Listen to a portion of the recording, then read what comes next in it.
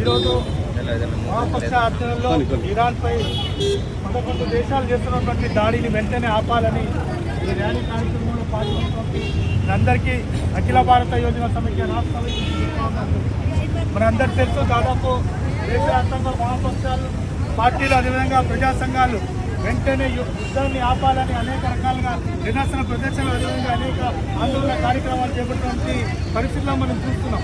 ఉన్నదాకా హైదరాబాద్లో కూడా చార్మినార్ నుంచి నాంపల్లి వరకు కూడా పెద్ద ఎత్తున వామపక్ష ఆధ్వర్యంలో పెద్ద ఎత్తున ర్యాలీ కూడా చేయడం జరిగింది.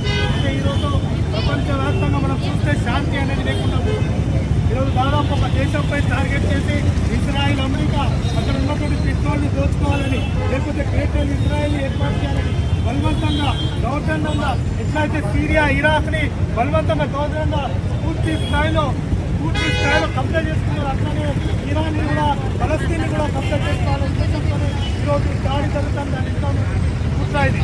అందుకే ఈరోజు అక్కడే ఉంటున్నాం మనం. ఈరోజు అమాయక ప్రజలు ఇప్పుడు దాకా దాదాపు 6,000 మంది ఇరానీలు ఇప్పుడు దాకా చనిపోవడం జరిగింది. అందుకే ఈరోజు యుద్ధం ఆగితేనే మానవ జాతికి రక్షణ ఉంటుంది.